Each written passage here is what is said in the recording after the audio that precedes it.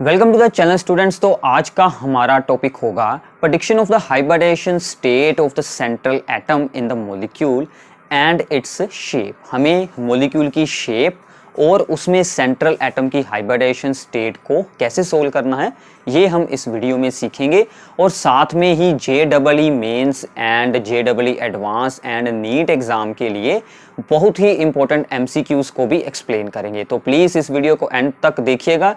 Channel को subscribe जरूर करना है एंड वीडियो को शेयर करना है। तो स्टार्ट करते हैं। तो किसी भी मॉलिक्यूल में सेंट्रल एटम की हाइब्रिडाइजेशन स्टेट को सोल्व करने के लिए हमें सबसे पहले क्या सोल्व करना पड़ता है, उसमें नंबर ऑफ हाइब्रिड ऑर्बिटल्स, जिसको कि हम डिनोट कर सकते हैं बाय n और बाय x। ठीक है, इसका फॉर्मूला क्या होगा इसको आपने ध्यान से यहां पर अंडरस्टैंड करना है। 1/2 इंटू वैलेंस इलेक्ट्रॉन्स। ठीक है, जो भी सेंट्रल एटम है, number of hybrid orbitals of the central atom जो भी मॉलिक्यूल का होगा, उसके valence electrons plus monoatomic number of the monoatomic atoms और ग्रुप्स। ठीक है, minus if any charge that is the positive charge, cation का चार्ज, एंड प्लस अनायन का चार्ज। ठीक है, तो इसको एक्सप्लेन करते हैं। This is the valence electrons of central atom. जो भी सेंट्रल एटम होगा उसके वैलेंस इलेक्ट्रॉन्स को यूज करेंगे। नंबर ऑफ, उन्होंने इसके साथ सिंगल बॉन्ड बनाया हो, मोनोवेलेंट एटम इसे लिख सकते हैं। Number of the monovalent atoms bonded to the central atom, only monovalent atom, not the divalent atom. ठीक है, only monovalent atom. See, charge on cation, अगर वो स्पेसीज हमारी क्या होगी, पॉजिटिवली चार्ज, तो उसके चार्ज को हम करेंगे सब्ट्रैक्ट। अगर वो स्पेसीज हमारी होगी anion, then charge on anion. ठीक है, तो पहले इस बेसिक फॉर्मूले की अंडरस्टैंडिंग अगर आपको हो जाए तो इसके आगे हम इसके साथ कोई भी प्रॉब्लम सोल्व कर सकते हैं। ठीक है, और अगर हमारे n की वैल्यू आएगी 2, ठीक है, अगर इसकी वैल्यू आई 2, तो स्टेट ऑफ हाइब्रिडाइजेशन क्या रहेगी, sp, 2 ऑर्बिटल्स होंगे। अगर आएगी इसकी वैल्यू 3, देन sp2। अगर आएगी 4, देन sp3। अगर आएगी 5, देन sp3d। अगर आएगी 6, देन sp3d2। ठीक है, जितना आएगा इसका आंसर उतने ही ऑर्बिटल्स होते जाएंगे। अगर आएगी 7, देन sp3d3। ठीक है, सिंपल है बिल्कुल। अब देखिए इनके अकॉर्डिंग हमें इलेक्ट्रॉन पेयर्स का अरेंजमेंट क्या बनाना है। मतलब अगर लोन पेयर कोई ना हो तो इनकी ज्योमेट्री क्या बन सकती है। ठीक है ना, ये हमें साथ में ही याद रखना है। अगर sp आए तो कौन सी ज्योमेट्री बन सकती है, लीनियर बन सकती है। लोन पेयर्स होंगे तो वो चेंज हो जाएगी, वो हम आगे एग्जांपल्स में एक्सप्लेन करेंगे। ठीक है, लीनियर sp2 हो तो राइगोनल प्लेनर। तो आई होप कि आप लोगों को इन सभी स्ट्रक्चर्स के ज्योमेट्रीज के बारे में जरूर याद होगा। तो इनको बनाने की हमें अभी यहाँ पर कोई ज़रूरत नहीं रहेगी। टेट्राहेड्रल sp3 के लिए, sp3d जब हो जाएंगे 5, that is the trigonal bipyramidal. ठीक है, 6 के लिए ऑक्टाहेड्रल एंड 7 के लिए आएगा पेंटागोनल बाइपिरामिडल। ठीक है, so this is the electron pairs arrangement, note the actual geometry of the molecule. ठीक है, इस बात का आपको ध्यान रखना है। This gives us the electron pairs, जो भी होंगे, जो भी उसके आसपास लोन पेयर्स होंगे या फिर कोई भी बॉन्ड्स बने होंगे, उन सभी का अरेंजमेंट ये हो सकता है। तो यहां तक तो बिल्कुल सिंपल है कि हमें सबसे पहले n को सोल्व करना है, फिर हमें उसके आंसर चेक करने हैं क्या है, और उससे हमारी हाइब्रिडाइजेशन स्टेट बन जाएगी। हाइब्रिडाइजेशन स्टेट तो यही से डायरेक्टली आएगी। अब जब हमें मॉलिक्यूल की शेप देखनी है, उसकी ज्योमेट्री क्या बन रही है, तो उसमें हमें यह भी चेक करना होगा कि मॉलिक्यूल के पास कोई लोन पेयर है या फिर नहीं है। उसके अकॉर्डिंग उसकी शेप जो है वो हम वहां पर सोल्व कर पाएंगे। ठीक है, तो पहले इतना आप लोगों को नोट डाउन कर लेना है। इसकी एक छोटी सी एग्जांपल एक्सप्लेन करते हैं। जैसे कि मान लीजिए हमारे पास एग्जांपल है, यहाँ पर हम एग्जांपल यहाँ पर लेते हैं CH4 की। ठीक है, सिंपलेस्ट एग्जांपल है। ठीक है, उससे आपको अंडरस्टैंडिंग होगी कि हमें ये फॉर्मूला कैसे अप्लाई करना है। सो 1/2 वैलेंस इलेक्ट्रॉन C के पास कितने होते हैं 4 मोनोवेलेंट, क्योंकि हाइड्रोजन ऑलवेज सिंगल बॉन्ड बनाता है तो हम इसे ऐड कर देंगे 4।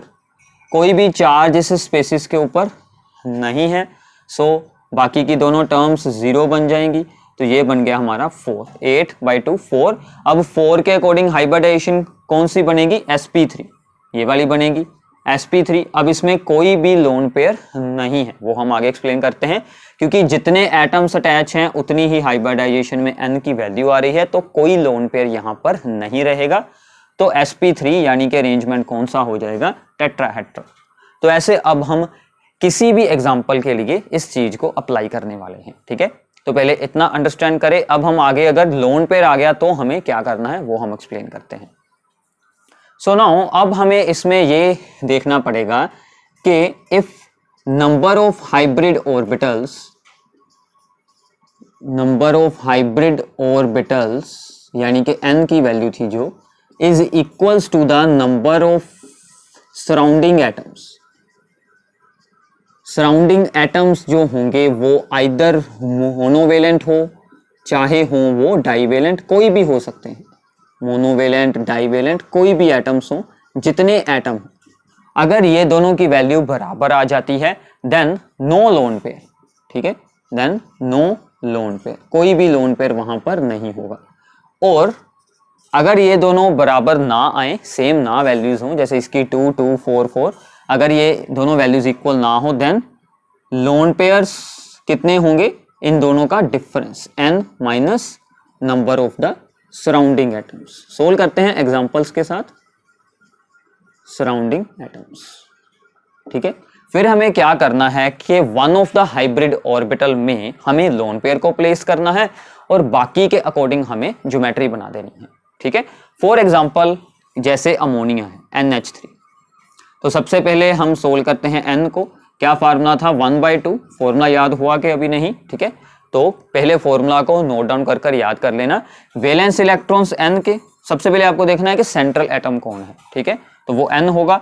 सो वैलेंस इलेक्ट्रॉन आ गए 5 प्लस मोनोवेलेंट सभी हाइड्रोजन्स हैं 3, कोई चार्ज नहीं है 8/2 दैट इज द 4। अब 4 के अकॉर्डिंग sp3 हाइब्रिडाइजेशन उसी वक्त आपको यहां पर लिख लेनी है।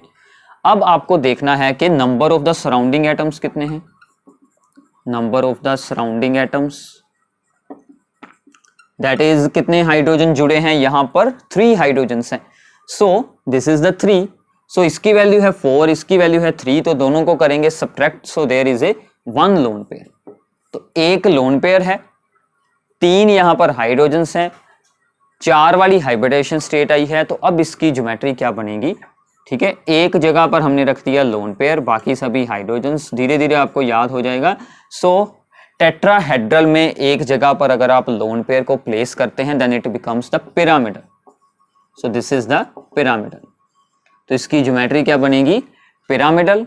ठीक है, एंड बाकी इसकी हाइब्रिडाइजेशन और लोन पेयर्स कितने हैं वो सभी कुछ हो गया है।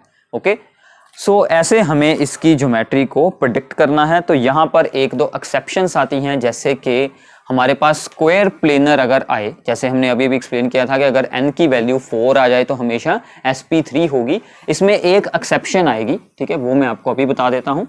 उसके लिए हम एक अलग से वीडियो बनाएंगे। अगर n की वैल्यू 4 हो तो sp3 का केस तो ठीक है, ये ऑलवेज होगा। एक और केस हो सकता है dsp2 का, उसमें स्ट्रक्चर बनती है स्क्वायर प्लेनर, बट वो सिर्फ कोऑर्डिनेशन कॉम्प्लेक्सेस में ही बनता है। कोऑर्डिनेशन कॉम्प्लेक्सेस जो बनते हैं उनमें ही ये सिर्फ शो हो सकता है, नॉर्मल कंपाउंड्स में ऐसा बिल्कुल नहीं होता। जैसे कि NiCN, जैसे कि निकल का साइनाइड के साथ है एक कॉम्प्लेक्स, ऐसे और भी बहुत सारे कॉम्प्लेक्स होते हैं, उनमें ये चीज भी शो हो सकती है। वो हम कोऑर्डिनेशन कंपाउंड्स के लिए हमने अलग से वीडियोस बनाई हुई हैं, उनमें आप इसको देख सकते हैं। ठीक है, तो हम यहाँ पर सिर्फ इसी को यूज करने वाले हैं। ओके, सो नाउ आगे चलते हैं, इसमें कुछ और एग्जांपल्स को एक्सप्लेन करते हैं। सो आपकी स्क्रीन पर है हमारा फर्स्ट एमसीक्यू, जिसकी स्टेटमेंट क्या है, the hybridization of atomic orbitals of the nitrogen in the compounds NO2 positive, NO3 1 negative and NH4 positive, हमें इन सभी में हाइब्रिडाइजेशन को सोल्व करना है। अभी हमने फॉर्मूला एक्सप्लेन किया है, उसके साथ हमारा बिल्कुल इजी हो जाएगा। कौन कौन से कंपाउंड है, तो सबसे पहला है NO2 1 पॉजिटिव। ठीक है, NO2 1 पॉजिटिव, साथ में है NO3 1 नेगेटिव और इसके साथ में है NH4 1 पॉजिटिव। ठीक है, ये हैं हमारे 3 कंपाउंड्स। ठीक है, सभी में हमें N की हाइब्रिडाइजेशन स्टेट सोल्व करनी है। यहां पर करते हैं, फॉर्मूला वही रहेगा, half valence electrons of N that is 5। अब यहां पर आपको ध्यान रखना है, ऑक्सीजन है, ऑक्सीजन इज डाईवेलेंट, तो उसके लिए 0, कोई मोनोवेलेंट एटम यहां पर नहीं है। कैटायन का चार्ज है +1, उसको हम करेंगे सब्ट्रैक्ट, तो कोई अनायन नहीं है, तो ये बन जाएगा 5 - 1 दैट इज 4/2 दैट इज 2। तो 2 के लिए कौन सी हाइब्रिडाइजेशन स्टेट रहेगी, sp। सिंपल है। Okay, then there is NO3 1 negative, तो इसमें भी सेम करते हैं 1/2। तो N में वैलेंस इलेक्ट्रॉन्स कितने हैं, 5। फिर से मोनोवेलेंट एटम फिर से कोई नहीं है, सभी ऑक्सीजन्स हैं, तो इसके लिए 0 रहेगा। कैटायन का कोई चार्ज नहीं है, बट अनायन का है -1, उसको बीच में ऐड करेंगे +1, क्योंकि एक्स्ट्रा इलेक्ट्रॉन आ जाता है ना, इसलिए उसे हम ऐड करते हैं। 6/2 दैट इज द 3 के लिए sp2। ठीक है, सिंपल है। अगला देखते हैं, NH4 1 पॉजिटिव 1/2, तो N की वैलेंस इलेक्ट्रॉन्स 5। अब देखिए 4 मोनोवेलेंट एटम्स है, सभी हाइड्रोजन्स क्या है, मोनोवेलेंट है। इसका 4 ऐड करेंगे और सब्ट्रैक्ट करेंगे 1 बिकॉज पॉजिटिव चार्ज है। 5 + 4 - 1 दैट इज 8/2 दैट इज 4 के अकॉर्डिंग sp3। हाइब्रिडाइजेशन सबकी सोल्व हो चुकी है, तो आंसर आपका बन जाएगा option number A is the right answer. तो अगर ये फॉर्मूला आपको अच्छे से अंडरस्टैंड हो जाता है, तो सिंपली आप किसी भी एमसीक्यू को इन 1 मिनट सोल्व कर सकते हैं। तो आगे अगर आपको इनकी शेप्स के बारे में भी पूछा जाए, तो वो हम आगे किसी और एमसीक्यू में एक्सप्लेन कर देते हैं, ऐसे और भी एमसीक्यूज आएंगे। अगला एमसीक्यू है, उसकी स्टेटमेंट आपकी स्क्रीन पर है, that is the shapes of SF4 and XeF2 respectively are. हमें शेप्स पूछी गई हैं XF4 एंड XeF2 की। ठीक है, दोनों की शेप्स हमें फाइंड करनी है, मतलब हमें उनकी हाइब्रिडाइजेशन के बाद उनकी शेप्स भी फाइंड करनी पड़ेंगी। SF4 and XeF2। ठीक है, SF4 एंड जीनोन का F2। ठीक है, इस पर पहले फॉर्मूला लगाते हैं, हाफ सल्फर के वैलेंस इलेक्ट्रॉन्स कितने होते हैं, 6, क्योंकि ऑक्सीजन के ग्रुप में है ये भी 6। ठीक है, एंड फ्लोरीन 4 लगे हैं मोनोवेलेंट एटम्स, मोनोवेलेंट का ऐड करेंगे 4, कोई चार्ज नहीं है, this becomes 5। Okay, similarly xenon 1/2, xenon के वैलेंस इलेक्ट्रॉन्स, नोबल गैस है, 8 इलेक्ट्रॉन्स होंगे। ठीक है, एंड 2 है मोनोवेलेंट, ये भी आ गया 5, दोनों के पास है 5। 5 के अकॉर्डिंग हाइब्रिडाइजेशन का क्या बनी थी, sp3 4 हो गए और एक d, sp3d, दोनों की सेम है। ठीक है, दोनों की हाइब्रिडाइजेशन सेम है, बट हमें इनकी शेप्स देखनी है। शेप्स के लिए हम क्या करेंगे, number of the surrounding atom यहां पर कितने हैं, 4, तो यहां पर लोन पेयर्स कितने बचेंगे, 5। हमने यही रूल किया था कि number of hybrid orbitals minus number of surrounding atoms, तो कितने लोन पेयर हैं, 1 लोन पेयर, इसके पास है 1 लोन पेयर। तो अब देखिए कि जब sp3d हाइब्रिडाइजेशन आती है, तो कौन सा अरेंजमेंट मैंने आपको बताया था, राइगोनल बाइपिरामिडल, तो वो कुछ ऐसे बनता है। ठीक है, एक यहां पर होते हैं इक्वेटोरियल बॉन्ड्स, ठीक है, इक्वेटोरियल प्लेन, और 2 होते हैं एक्सियल बॉन्ड्स। ठीक है, हमें एक रखना है लोन पेयर, तो लोन पेयर जो ऑलवेज इस केस में जब इक्वेटोरियल और एक्सियल पोजीशंस हो, इक्वेटोरियल पोजीशन पर आपको रखना है। तो इक्वेटोरियल पोजीशन ये भी है, ये भी है और ये भी है। मैं यहाँ पर रख देता हूँ लोन पेयर और बाकी सभी पर हम रख देते हैं फ्लोरीन। ठीक है, तो बाकी सभी पर हम रख रहे हैं फ्लोरीन को एंड ये हमारा बन जाएगा SF4। और अगर आप इसकी ज्योमेट्री या इसकी आप शेप को देखेंगे तो ये क्या बन जाएगी हमारी सीसा। इसे हम क्या बोलते हैं, सीसा ज्योमेट्री। ठीक है, तो ऐसे आप इसकी ज्योमेट्री को प्रेडिक्ट कर सकते हैं। सब कुछ आपको हाइब्रिडाइजेशन और number of the lone pairs के साथ इजीली हो जाएगा। अब सिमिलरली हम यहाँ पर आते हैं। ठीक है, जीनोन है, इसके पास भी सेम हाइब्रिडाइजेशन स्टेट है, तो सेम 5 पोजीशंस रहेंगी सेम इसके पास। अब देखते हैं कितने लोन पेयर हैं। तो यहाँ पर number of the lone pairs कितने आएंगे, 5, number of hybrid orbitals and number of the surrounding atoms are only 2, so 5 minus 2 there are the 3 lone pairs। अब फिर से वही केस है कि लोन पेयर सभी हमें रखने हैं इक्वेटोरियल पोजीशंस पर। ठीक है, तो हमें ये सभी लोन पेयर्स को भी इक्वेटोरियल पोजीशंस पर ही हमेशा रखना है। तो यहां पर आएंगे लोन पेयर्स और दोनों के दोनों बॉन्ड्स आ जाएंगे यहां पर। सो इसकी शेप क्या बनेगी, बिल्कुल स्ट्रेट है। शेप देखने के वक्त सिर्फ बॉन्ड्स को देखना है। ठीक है, तो स्ट्रेट है, so this is the linear one. तो क्या आंसर बनेंगे, लीनियर है, यहां पर है सीसा। तो ऑप्शंस को अगर आप यहां से देखेंगे तो B is the right answer, तो आपका बी ऑप्शन हो जाएगा राइट। ठीक है,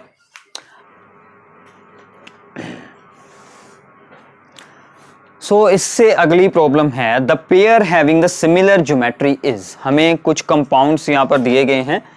सो PCl3 एंड इसके बाद है हमारे पास NH4 1 positive, next is the BeCl2 and H2O,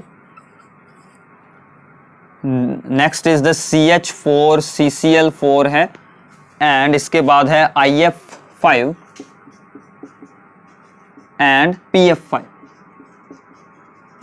तो इन सभी में से हमें ये एक ऑप्शन है और फिर ये एक ऑप्शन है, फिर ये ऑप्शन है, next is the D option.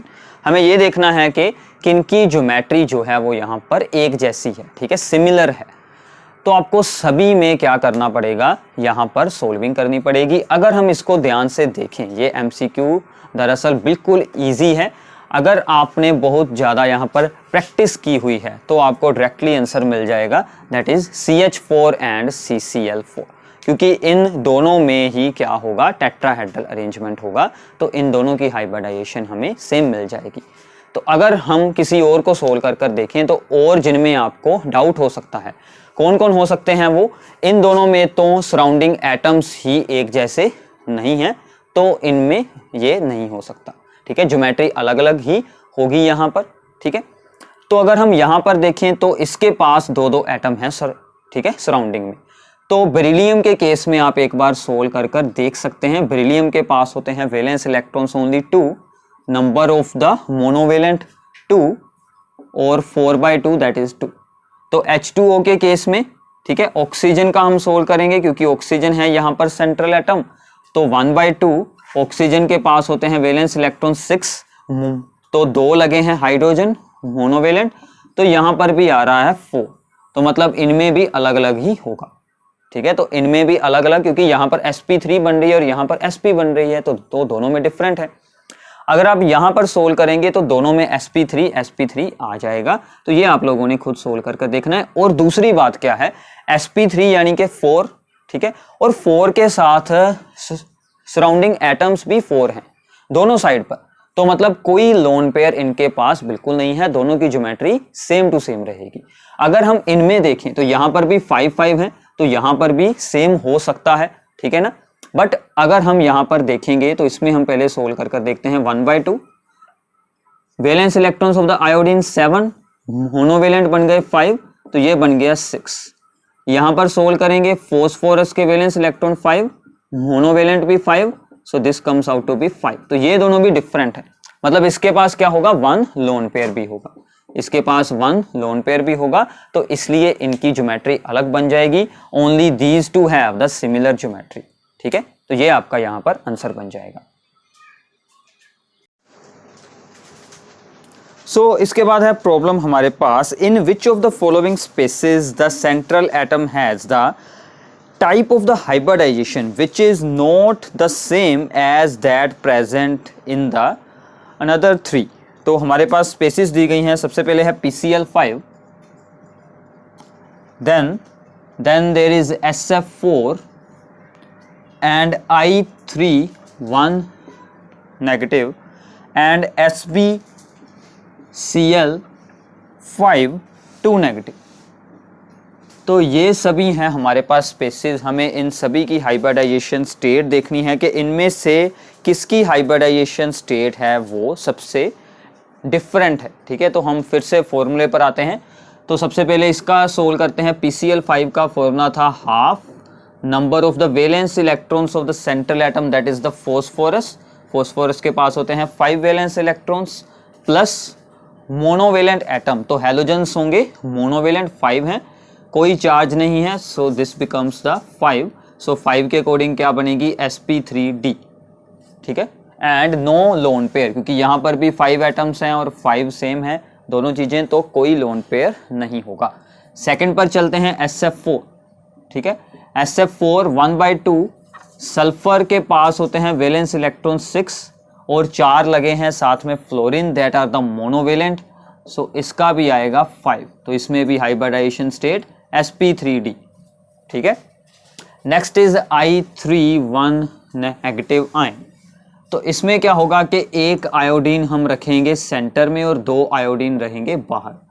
ठीक है, ऊपर रहेगा चार्ज, ये हमारी आयोडीन सेंटर में होगी। ठीक है, सोल्व करते हैं। ये इसकी एक्चुअल स्ट्रक्चर बिल्कुल नहीं है, मैंने जस्ट इसको आपको एक्सप्लेन करने के लिए बनाकर दिखाया है।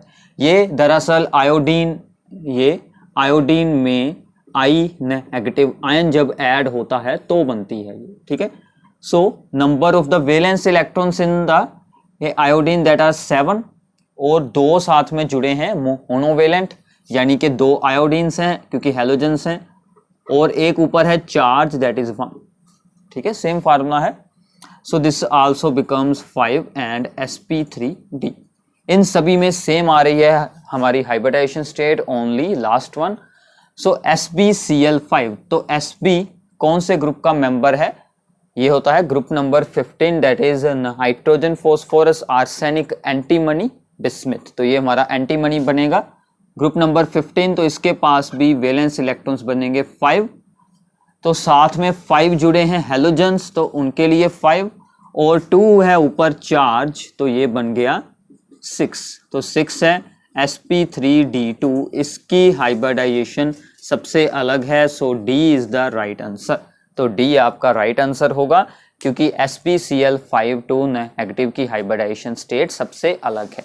तो सिंपली इस फॉर्मूले के साथ बहुत ही अच्छे से हमारी सोल्विंग हो जाती है। नेक्स्ट MCQ पर चलते हैं।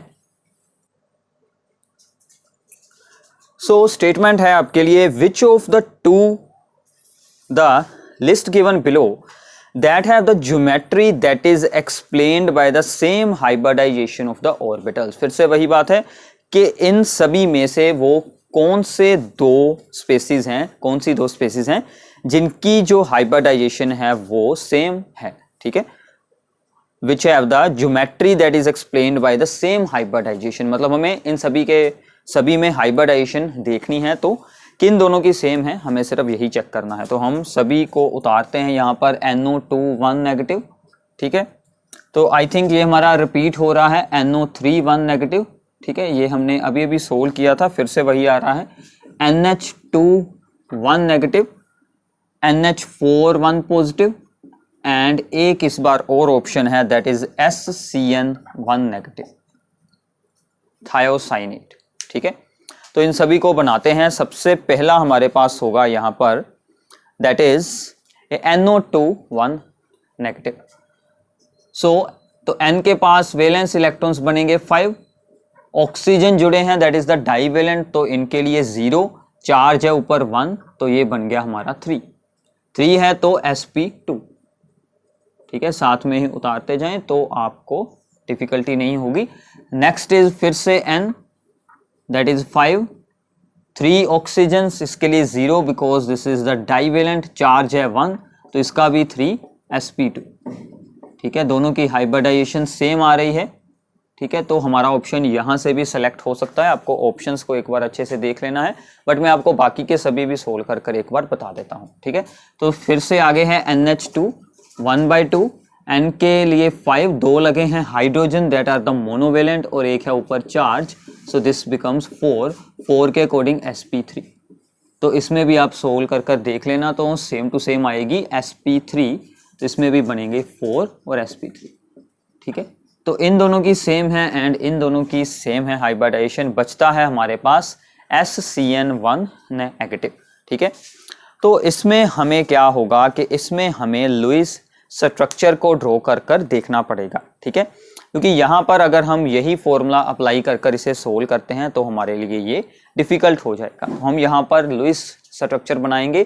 Carbon is the least electronegative and इसकी वैलेंसी इनमें से ज़्यादा रहेगी, C की 4 होती है, तो इसे हम रखेंगे सेंटर में और दोनों साइड पर हैं हमारे लिए नाइट्रोजन्स। ठीक है, अब देखिए सल्फर के पास होते हैं 6 वैलेंस इलेक्ट्रॉन्स, कार्बन के पास 4, नाइट्रोजन के पास 5 और एक है चार्ज, तो टोटल कितने बन गए 6 6 + 4 16 इलेक्ट्रॉन्स।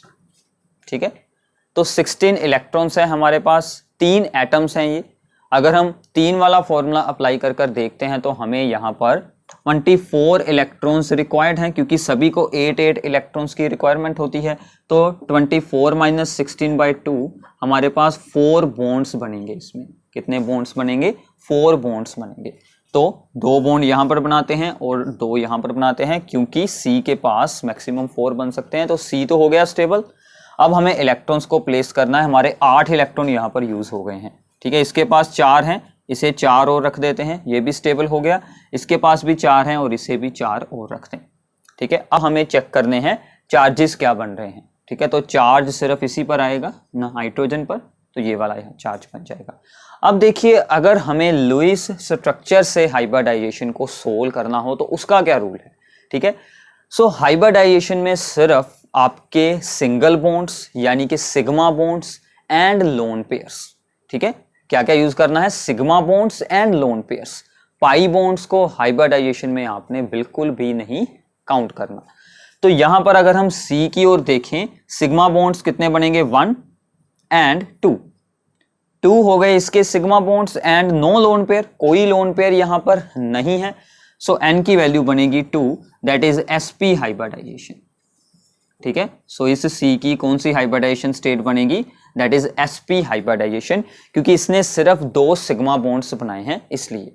ठीक है, तो हमारा ऑप्शन अगर आप ध्यान से देखेंगे तो हम एक बार ऑप्शंस को चेक कर लेते हैं कि कौन सा आंसर हो सकता है जिनमें सेम हाइब्रिडाइजेशन है। तो बी ऑप्शन अगर आप ध्यान से देखेंगे तो NO2 1 negative and NO3 1 negative, ये दोनों ऑप्शन है। So B is the right option. ये भी हो सकता था बट ये उन्होंने एक ऑप्शन में इन दोनों का हमें पेयर ही नहीं दिया हुआ, सो इसलिए बी हमारा राइट आंसर रहेगा। ठीक है, तो इस बात का आप लोगों को ध्यान रखना है, this is the special case. इसके लिए आपको लुईस स्ट्रक्चर बनानी पड़ेगी थायोसाइनेट के लिए। ओके, नेक्स्ट चलते हैं। The species having the pyramidal shape, इनमें से किस स्पेसिस की पिरामिडल शेप है वो हमें चेक करना है। एक है SO3, then there is BrF3। ठीक है, next is the SiO3 silicon O3 2 negative and next is the OSF2।